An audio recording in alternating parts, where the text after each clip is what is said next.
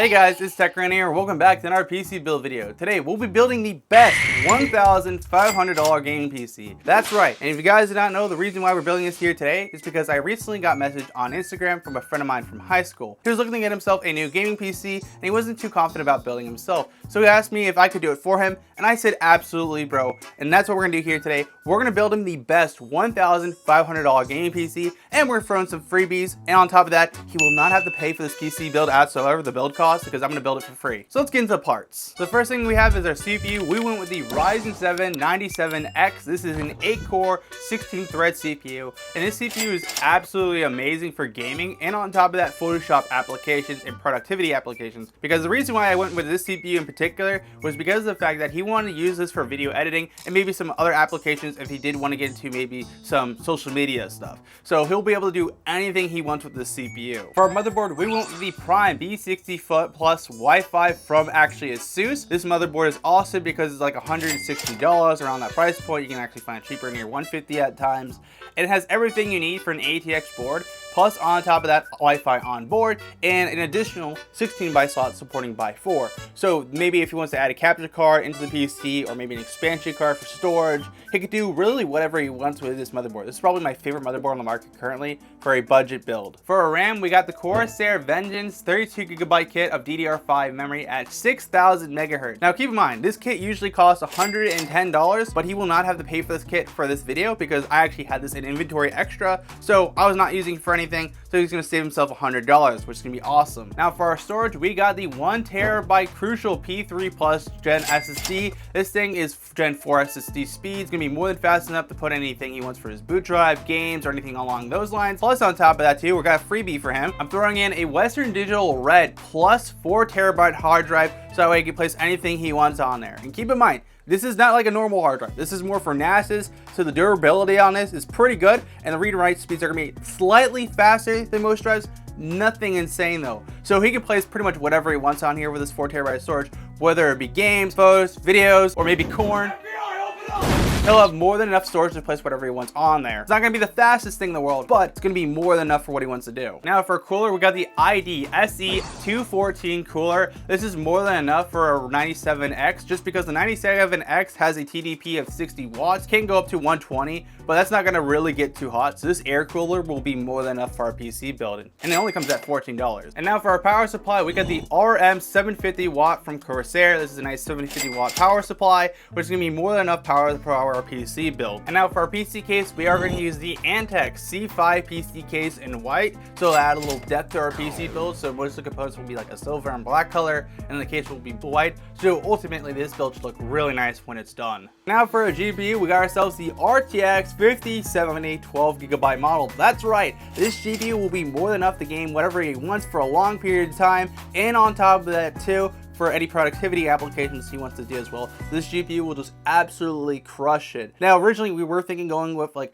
a 5060 Ti, but keep in mind that GPU is around like 450 to near 500 at times, and at that point you can spend like $100 or not $150 to get access to this GPU for like $600, and ultimately this GPU is going to be much better long term, and I think he's going to love it. So let's get into the build process. Okay, so what we're going to do now is set up our motherboard so that way we can install into our PC case. The first thing we're going to install though is of course our CPU. Now before we install our CPU, we need to make sure where the gold triangle is on the actual socket. So you can see on the socket here on the top left, there's a little grayed out triangle on the metal. And that's where we want to install the direction of our CPU for the proper way to install it. So there's a gold triangle on the actual CPU, which you can see right there, that gold triangle. So what we're going to do is drop it in nice and securely. It should just fall into place. Once it falls into place, we're going to close the little lip, and we're going to take a little lever from earlier. And then we're going to make sure it's all the way down though. And we're going to push it on down with the board, and when that happens, the little socket thing should come off. That we have perfectly installed our actual CPU. So the next thing we're gonna need to do is install our RAM. So what we're gonna do is install our RAM in the 2 and 4 slots. So we're gonna open these gray slots here like so. And now the interesting thing is this motherboard doesn't have this slot open on both sides, just on the top side. Okay, so what we want to do is we want to line this tooth up with the actual socket itself. So you can see there's a little tooth in the middle. We want to make sure it lines up properly. Now once you have it lined up properly, what we're gonna do is actually push down on both sides. With that, we got our first stick installed, and we want to do the same thing on the opposite side for our 4 slot. So we're going to just take the stick, line up the slot, push it on down, and then push it down on both sides. And with that, we got our RAM properly installed. So next thing we're gonna do is install our SSD. So we're gonna take off these two screws here, and we're gonna take our small little Phillips screwdriver and just lefty-loosey. We're just gonna do the same thing on the opposite side now. And with that, we can just lift off this little socket thing here. With that, we should be able to just lift off the socket and get access to our M.2 slot. So what we're gonna do is take the M.2 and make sure to line the small tooth and big tooth with the actual board itself. So you can see this little socket thing. We're just gonna line it up at a 45-degree angle, and then we're gonna wiggle it on in. Once you wiggle it on in, we're gonna have access to our socket, which is awesome. We just push it down like so. Before we push it down, we will need to take off this little peel for the sticker for the thermal pad, because we do not want to leave this on because it can melt on the SSD, which would stink, which would be very unlikely for that to happen, but we just don't want it to happen. What we're gonna do, push this down like so for the SSD, because it's gonna have that thermal pad on it too. Now what we need to do is take one of these M.2 screws for the actual thing and put it on the board itself, because for some reason they did not automatically put it on the board. So we're just gonna place it under here. This might take a little second to get this on down, but once it's nicely tightened, we got a little M.2 stand all good to go. So we take one finger, push down the M.2, take another finger with our screwdriver, carefully place it on there and screw it on down so it stays into place. This is always the most difficult part with installing an M.2. And with that, we got our M.2 installed. So what we're gonna do now is take our little thing with the actual peel we have here and line it on up with actually the sockets. And once we have that, we can just screw it down on both sides. And with that, we got our M.2 nicely installed. So the next thing we're doing is install our cooler. And what we're gonna do is we're gonna take off these two brackets on here with the screws. So we're gonna just take our Phillips screwdriver. So after we get our brackets, we're gonna take them off. Of course, this one's not off all the way for some reason. And we'll take that to the side. We don't want to lose these, because if we need to return the motherboard, we need to have them in the box. So just do the same thing on the opposite side. That, we should be able to just pull this on off. Of course, the left side's not all the way up there, and then we're good to go there. So now, for installing our cooler, we're gonna need the red package here, which is gonna be our AM5 screws and also the actual bracket things for the board. And keep in mind, when we install the actual stuff on for our cooler, we're gonna make sure it's on the motherboard box itself, because of the back plate, because as soon as you take off these sockets here, it gets weird, everything starts falling apart. So you don't want the backplate to fall off when you're installing the cooler. So we're gonna take these little red nubs and we're gonna just place them along the spots where we remove those brackets. We're gonna do this on all four sides. Now the next thing we're gonna need to do is take these little silver plates here, which we have, and we're gonna make sure the screw hole is pointed upward.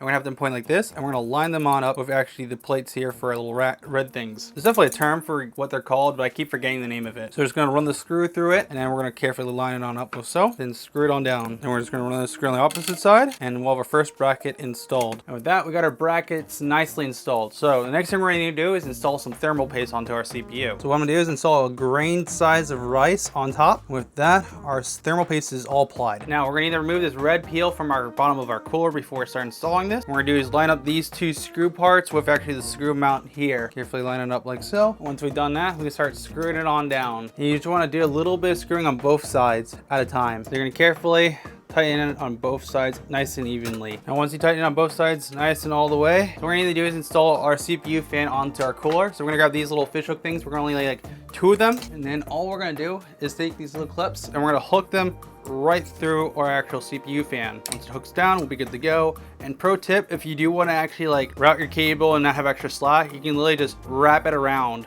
So we're just going to slap this under here. With that, we're good to go. I'm going to take this, hook it on through the opposite side, and that way our cable is routed and we got our clips on. Now what we're gonna do is take our little fan and place our CPU fan on top of it, and we're gonna take our clips and hook them onto the cooler in itself. So you can see this little clip here. We're gonna pull it like so and clip it onto our CPU cooler, and we just do that on both sides. With that, our CPU cooler is almost installed. We just need to put the cables on now. So first of all, gotta take this ARGB connection and plug into our ARGB connection, which we have 2 here. We're gonna just plug it into this one here for the top. With that, we got our ARGB connection connected, and now we just need to plug in our CPU fan. The CPU fan's actually at the very top right here. It's like in a little cavity. It's kind of hard to see. So next thing we're gonna do is plug in our CPU fan connection, and there's actually a connection right here. We actually plug it in, it's hard to see. And we'll just plug this in like so. And with that, everything for our motherboard is good to go. I'm gonna reroute the cables real quick. Okay, the next thing we're gonna do is install our motherboard. So what we're gonna do is grab our cooler, since it's gonna be nice to tug so it won't go anywhere.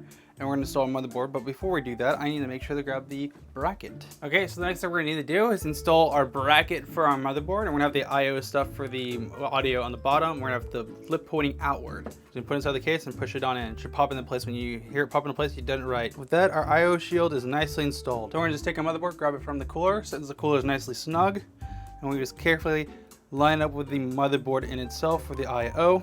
Then we just move these fan cables slightly. With that, our motherboard is good. And now what we're going to do is screw down our motherboard. Now, thankfully with this case, we don't actually have to take out the rear fan, because sometimes what will happen if you install PC into a case, the rear fan needs to be uninstalled first, because the rear fan makes it impossible to install a motherboard.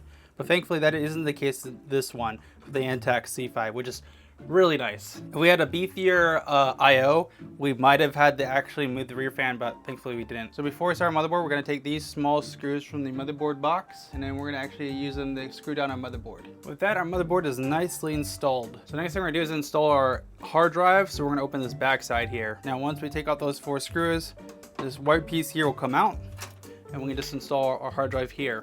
Now line on up, take some screws that came with the actual box for the actual case. With that, our hard drive is going nowhere. So what we're gonna do next is take our SATA cable from the motherboard box and plug it into our hard drive. So we're gonna take it on this connection right here, and we're just gonna plug this on in like so. And then we will need to plug in our power for the hard drive a little bit later here when we set up our power supply. But what we're gonna do for the time being is we're gonna set this to a side and do this last. What we're gonna focus on for the time being is setting up all of our cables for our case onto our power supply. So you can see there's just this giant like fan hub on the bottom, and there's only 2 connections. We have an ARGB connection and a fan connection. So what we're gonna do is we're gonna run this to the bottom of our case. It's gonna be a little hard for me to show you guys because it's gonna go under the motherboard just slightly. And then what we're gonna do is go to the bottom of our actual case, like so, because we will need to uninstall one of these fans, because that's where our fan connection and ARGB connection is. And we're gonna take this fan, we're just gonna move it temporarily. I just realized I moved the wrong fan. It was supposed to be the rear fan. Fun. Wrong one. So we're gonna set this other fan to the side for the time being too. Now what we're gonna do is take these 2 fan connections here. And what we're gonna do is take the ARGB one, we're gonna plug it into the ARGB connection here. And then our fan connection is going to go to channel 3. So we'll just plug this on in here. And do our ARGB connection.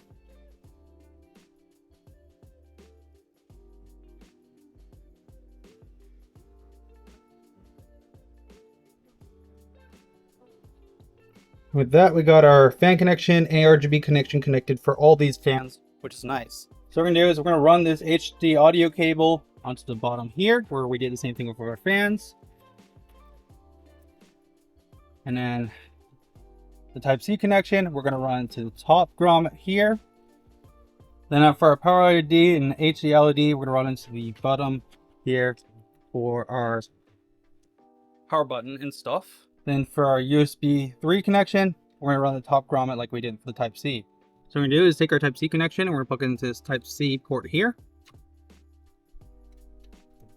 I'll just click into place. Now we're going to take our USB connection, do the same thing, we're going to plug into the USB 5 gig port. Make sure this little nub here lines up with the actual port itself, which is pointing outward.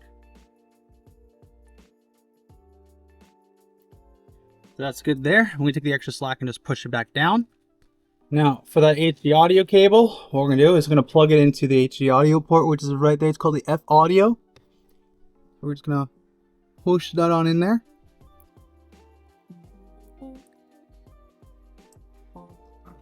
Now for front panel connections, we're going to plug them all into this front panel connector here. So we're going to start with our little power switch. We're going to take the power switch here and plug it into these 2 pins right there. It's kind of hard to see just because how small it is. Carefully plug that on in there.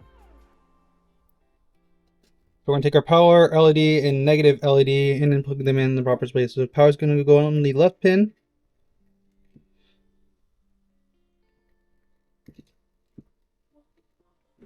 I could probably plug them both in at once if I just hold them right properly. Mission impossible.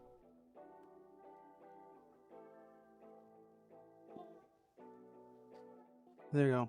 So just keep in mind, I would recommend looking at your motherboard manual for the front connectors, just because of the fact it's going to be impossible for me to show you just because how small they are. With that though, we got all of our connections for our case to our motherboard, which is nice. So what I'm going to do real quick is quickly put these fans that we took off and put them back in their proper spots. So next thing we're going to do is install our GPU. We got a beautiful 5070 here, which is nice. It's not that big of a GPU, surprisingly, compared to like all the other GPUs I've recently messed with, but it's pretty big to say the very least. That's what she said.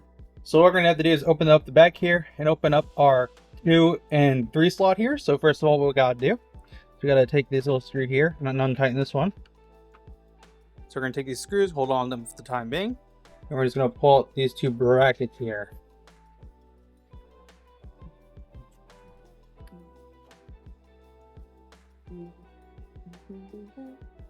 Now I'm going to single-handedly try to install this GPU. So we're going to line up the PCIe socket here with the actual card.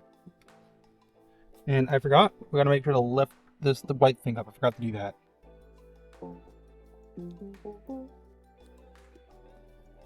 This part here I always keep forgetting. You have to like push it up. Actually, nope. It doesn't even push up. You just take it off. Okay. You know, not what I expected to do, but sure, whatever. If it works, it works. Just gonna line that up with the slot. Once it's lined on in, we can just push it on down.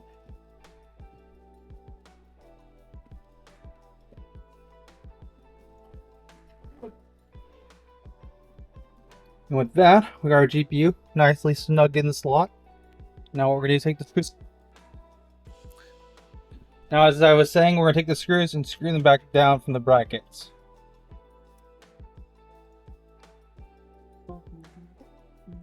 Now we just put the back plate on for our brackets and we're good.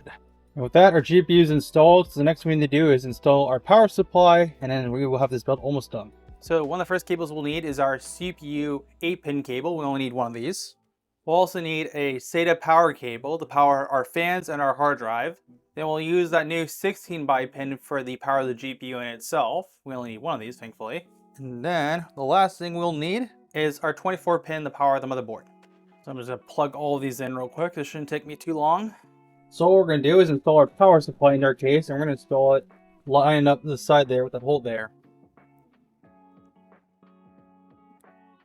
So we're just gonna carefully place this here.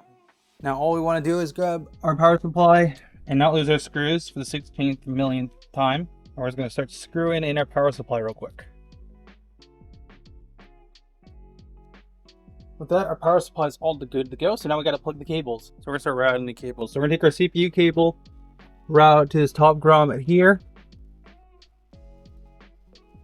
We're gonna take our 24 pin. We're gonna route it to the side grommet over here. It's hard to see.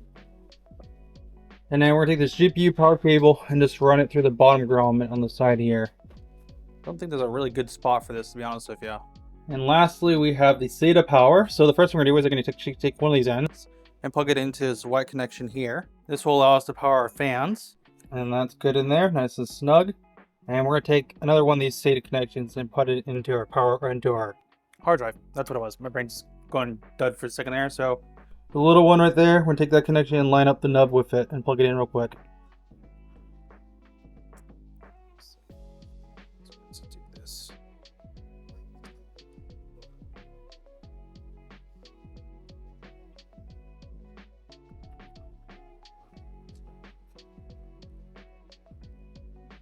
Push this in.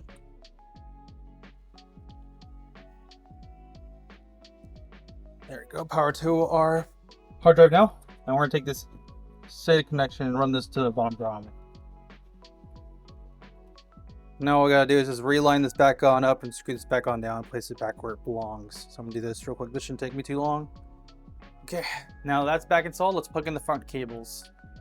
So what we're gonna do is plug in our 24 pin into 24 pin connection here. With that, we're good. Now we're gonna take our CPU cable, plug in the CPU connection up here. We're gonna make sure there's a lip pointing upward. Like so, and we'll just push that there. And that's good. Usually the CPU spot's always in a bad spot to like remove and plug it back in, but thankfully that isn't the case this time. Now next we're gonna take this new 16-by pin and plug in the 16-by port for our GPU. Next thing we need to do is plug in the SATA connection, and of course I just realized it's under the GPU. It's like right there, so I'm just gonna plug it in real quick. I'm just gonna do this here with boots properly. Okay, it's time for the moment of truth. Will boot? That's gonna be the real question. I got it powered on the back. Push it on the top here. Oh my god, that looks so good. Okay, that looks good. Now we're gonna get picture. That's gonna be the real question here. Oh, it boots perfectly. You actually go in here real quick. Oh, I don't have a USB connection. I was like, why is my keyboard not connected? And I'm like, oh yeah, this. Do something like this. So what I'm gonna do next is I'm gonna quickly install Windows. I'm gonna enable XMP and do all this stuff to make sure this thing works perfectly good. But this system looks amazing. I think he's gonna love it when he gets his reaction later here for the guy who wants this. So the next game we're testing is Battlefield 6 because this is one of the games the guy wanted to play with his new PC. Even though like the game is limited on the FPS right now, you can't actually go higher than 60 FPS. I'm at least aware of for the time being, just because it's a beta. I tried to figure out multiple ways to see if I can disable VSync to uncap the FPS, but it didn't work. But 60 FPS, this seems to be the thing we can do right now easily with this CPU GPU combo, just because the 97X is such a good gaming processor and productivity processor, and then the 5070 is just so good for gaming that it's like really good compared to all the other games we tested. Because I will have a video coming out later where we test more than like these 3 games afterward, because it actually crushes everything else we threw out this CPU GPU combo. So I'm gonna have a video coming out where we're testing like 8 or 10 games. So if you don't want to miss on that video, definitely get subscribed. And I got absolutely cooked. Wow, that is buggy. Don't know how that got stuck in there, but okay. Oh, it's tweaking. That bench be tweaking, or the barricade be tweaking. I don't know what it's officially called. I can't remember. I have a bad tendency to like learn something and then forget about it afterward if it's not important to me. That's my habit of my thing. And how did I lose that? How did I lose that? I see him first and I react first, but you know, I lose first. Cool. Bro, as soon as I start swinging, I would say Battlefield plays is good. It's just unfortunate I can't see how much actual FPS we get, but it plays good enough. Okay, the next game we're testing is Marvel Rivals, and we're going to start it on high for the time being just to see how it performs with no FPS limit. Let's see how it actually does. And afterward, we will try low settings to see how it does for the game. Okay, right now in Marvel Rivals, so far on high settings, we're hitting almost near 240 FPS. This is the first game I've ever seen go over 200 FPS consistently with Marvel Rivals on high settings. For some reason, Marvel Rivals has a very bad tendency of like bouncing around like between like a really low FPS to really high FPS.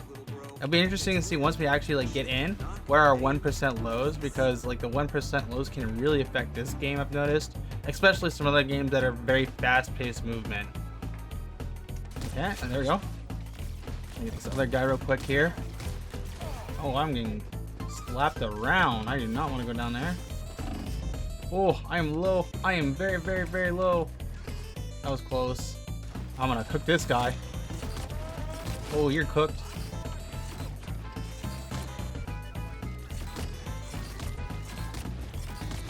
Okay, that's one.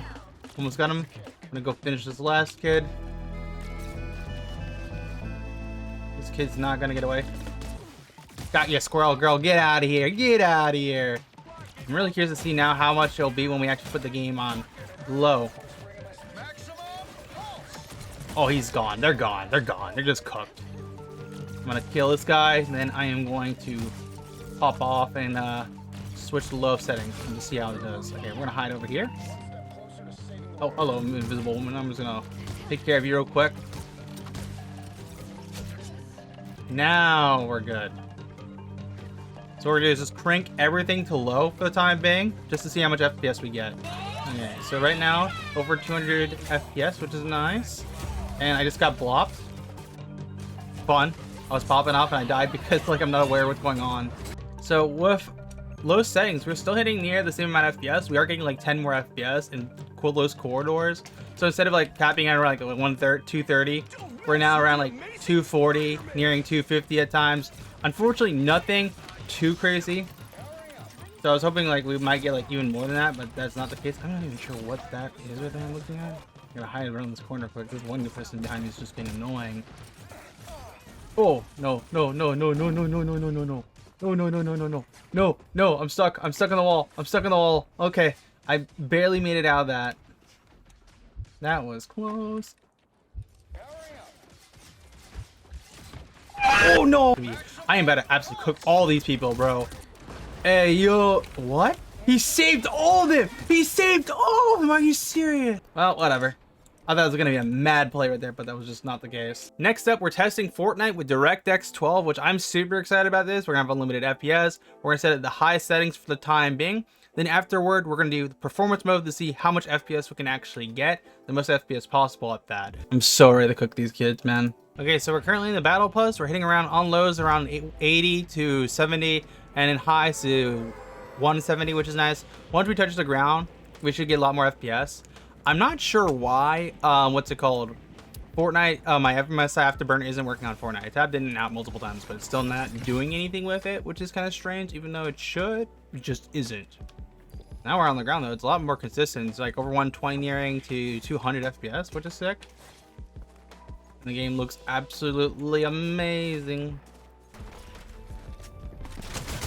Oh, dude, are you kidding me? Okay, so the next thing we're gonna do is performance mode with Fortnite. Of course, unlimited FPS. Supposedly, this is the new performance mode, which is DirectX 12. The other one is like the legacy performance mode.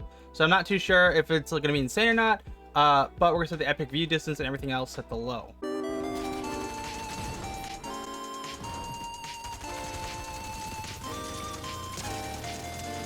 Oh God, that's unfair. That's legit unfair.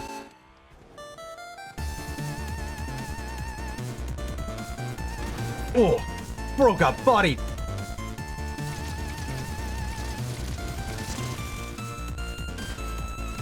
Man, that's hot.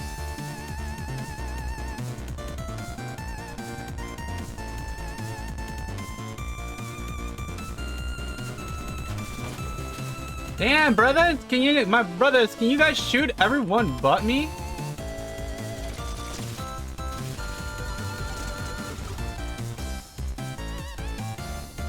1v1.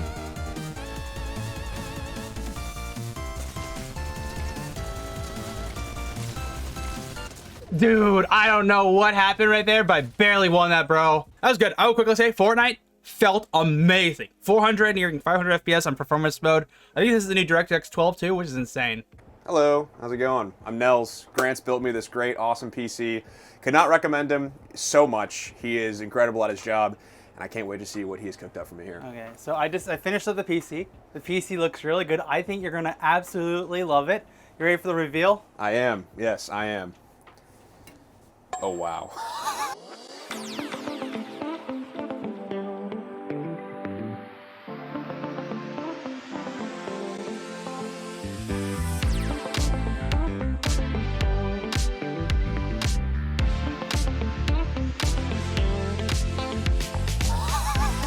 Oh, wow! Holy cow! Do you like it? This looks incredible, Grant. Professional grade work. We got multiple fans. We got 6 Wow. for intake, 2 for exhaust, and 1 for cooling. 32 gigabytes of RAM like you wanted, and the 5070. This thing absolutely crushed everything I threw at it. I tested so many games. The games especially you wanted were like Battlefield, Marvel Rivals, Fortnite. This thing's a beast. This is incredible. This is unreal. I cannot, wow. This is unbelievable. You know, he texted me, I was at the beach this weekend, and he texted me that this thing is a beast. And I asked no pictures. I didn't want to see it. I obviously knew the parts before I got it. I've wanted to build like this for so long. I knew I could do it by myself, but I knew that if I went to Grant, he would be the guy. I know you had a PC. It was like a Corsair PC with an i7 700K, which is a quad-core 8-thread CPU, which was a really old one. It actually showed its age. I thought he had an 80 HP build because that CPU is very common in that. And then you had a, what was it, a 5070 or? I had a 1660 MSI. A 1660, so Yeah, that was like 16 1660. gig. And then, yeah, that was, how was the gaming on it before, like, you decided to switch over? Was like mid, all right? You know, I made the build in 2017, 2018, so it had been old. And I knew that it was time to, you know, take it out to the farm per se when I couldn't run Marvel Rivals anymore. And I was struggling to run even Fortnite. I had a lot of juddering issues. So I fielded around, heard Grant, you know, Grant's the guy. And like I said, I knew I could build this by myself, but in terms of the help, the expertise, and the advice, I am so thankful. Yeah, you got a lot of freebies too. I threw in a 4 terabyte hard drive, so you got mass storage for anything you want to put on it. Photos, videos, games, core. I don't know about that. I don't know about that. but this ID cooling was like 16 bucks, but should be more than enough when we actually tested on it. Like idle was around 35 to 40 C, and while gaming, it never got to 70 C. It was like 65 to 60. Incredible. And then the 5070, I was surprised, even though this is a high-end GPU, the cooler, the Act3 fan cooler, actually kept it cool under 40 C while idle, near almost 30, to when gaming was like never going near 50. It never got close to 50 at all. Let's see the other side real quick. Yeah. This is incredible. Okay, so this is the back front. Okay, I see the I see the vision. A little bit of RGB. Now the back side, inside doesn't have the best cable management, but I don't think you'll ever open that up for any reason. No. So I think you'll be more than fine for the time being. Wow. But yeah. This is incredible. So last question. Are you excited the game on it? I can't wait. I can't wait to use this thing. I literally have been counting down the days since I first got in touch and reached out to Grant that I wanted to build a new PC, build something new. I can't wait. I was literally on the drive down from Delaware. I was like, I gotta.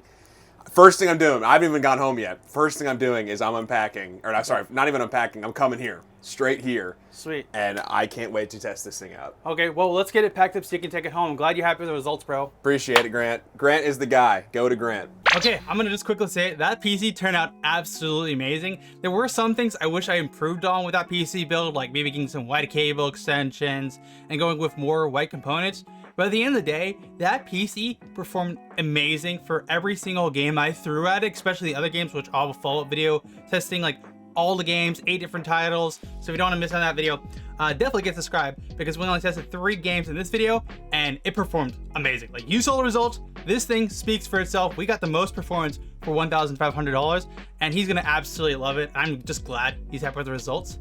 But if you guys enjoyed this video here today and you find it interesting, make sure to smash the like button and get subscribed so you miss some future tech content. I'll see you for another one. Tech Grant out.